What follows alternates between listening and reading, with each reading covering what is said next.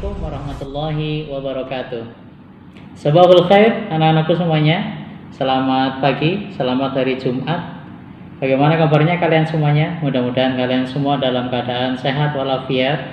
Jangan lupa hari ini hari Jumat ya, untuk membaca surah Al-Kahfi karena banyak sekali manfaatnya bagi kita umat Islam membaca surah Al-Kahfi di hari Jumat.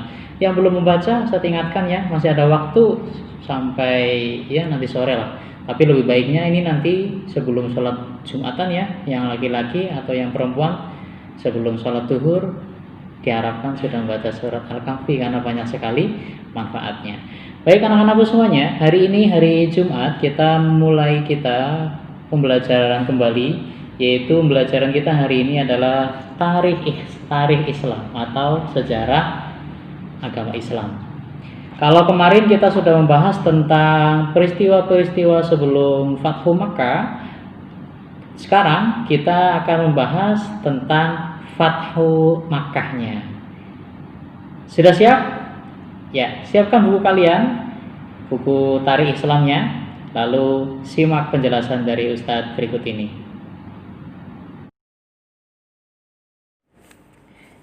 Ya, baik anak-anakku semuanya. Dalam pembelajaran kita hari ini kita akan belajar tentang Fathu Makkah. Fathu Makkah mempunyai arti adalah pembukaan kota Mekah. Perlu kalian ketahui bahwa Fathu Makkah atau pembukaan kota Mekah ini merupakan peristiwa dalam sejarah tercatat bahwa peristiwa ini terjadi pada tanggal 20 Ramadan tahun 8 Hijriah,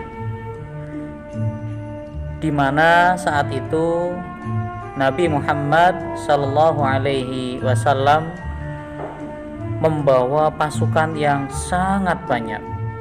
Berapa jumlahnya kalian tahu?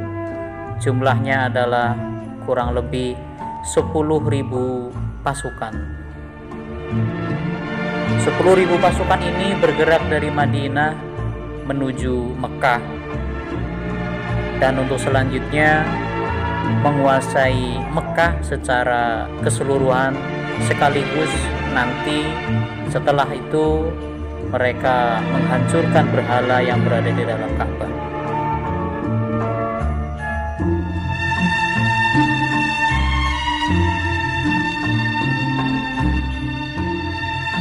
Bahwa Fathu Makkah ini terjadi, yang menyebabkan peristiwa Fathu Makkah ini terjadi adalah mereka dalam perjanjian Hudaybiyah membolehkan setiap kabilah Arab manapun untuk menggabungkan diri ke dalam barisan Nabi Muhammad Sallallahu Alaihi Wasallam.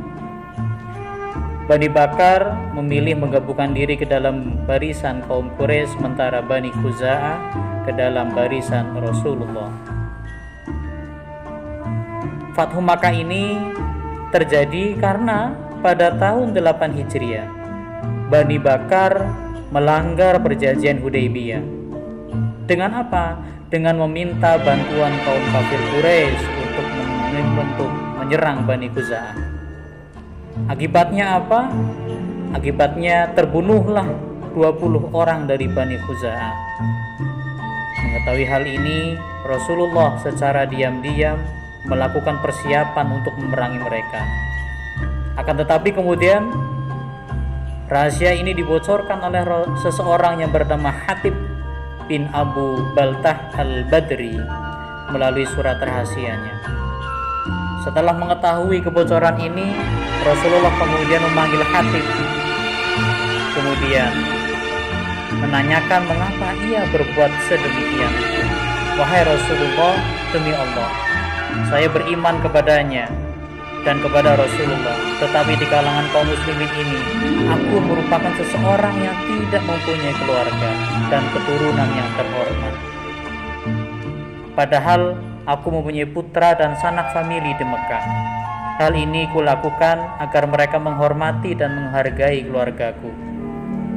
Mengetahui alasan Hatib yang seperti itu, kemudian Rasulullah mengampuni Hatib karena ia pun ikut dalam perang Badar. Kemudian Berangkatlah pasukan muslimin pada tanggal 10 Ramadan. Nabi dengan membawa 10.000 tentaranya menuju Mekah. Di tengah perjalanan, anggota pasukan bertambah karena beberapa kelompok orang Arab menggabungkan diri. Sementara itu, regu pengawal berhasil menawan Abu Sufyan dan 2 orang kawannya, lalu ia masuk Islam. Menjelang masuk ke Mekah, ada seseorang yang bernama Abbas membisikkan kepada Nabi agar nanti memberikan sesuatu yang dapat membanggakan Abu Sufyan.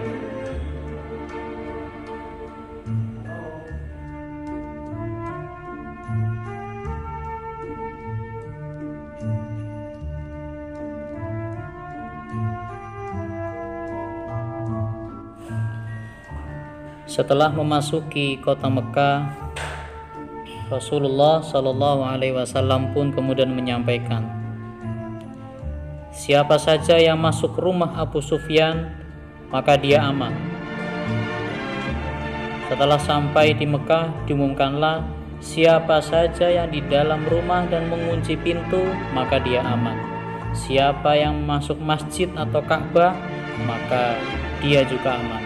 Dan terakhir, siapa saja yang masuk ke rumah Abu Sufyan, maka dia dijamin hidupnya atau dia akan aman.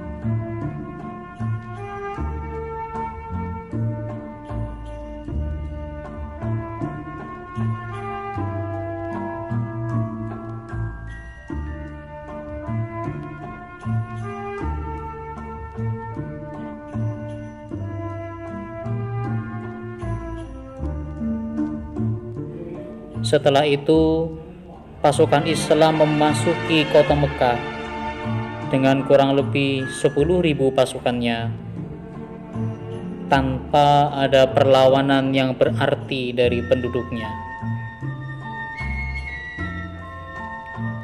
Setelah itu, Nabi Muhammad Sallallahu Alaihi Wasallam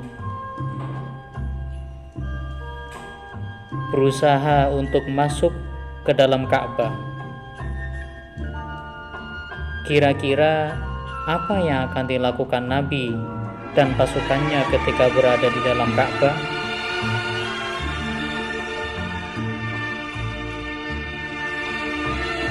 Setelah pintu Ka'bah dibuka, Nabi Muhammad Sallallahu Alaihi Wasallam pun masuk ke dalam Ka'bah.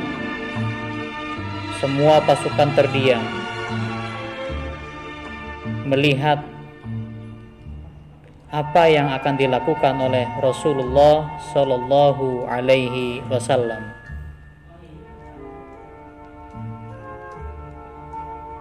Mereka penasaran apa yang akan dilakukan Rasulullah memasuki Ka'bah tersebut.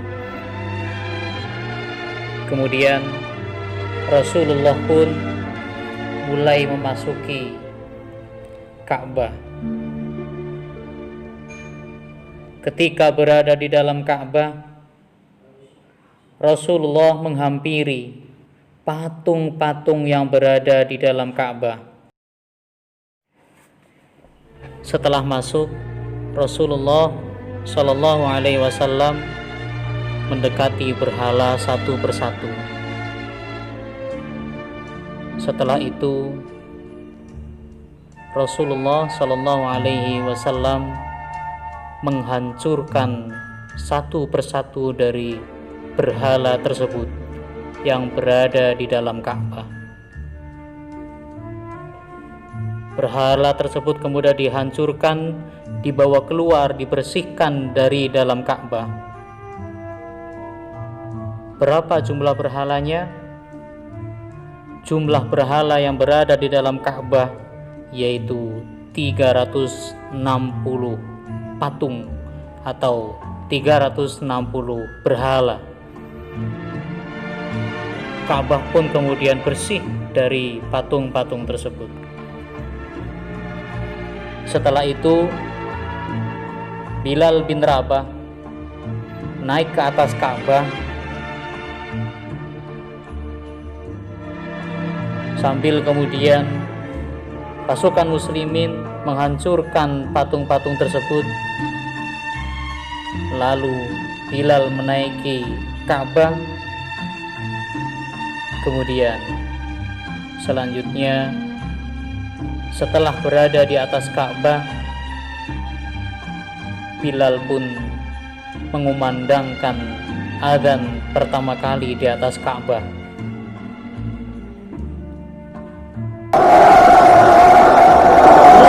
Allahu Akbar,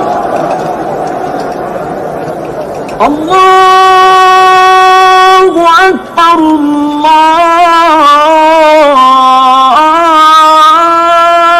Allahu Akbar.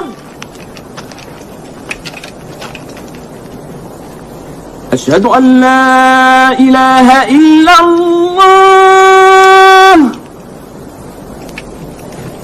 أشهد أن لا إله إلا الله،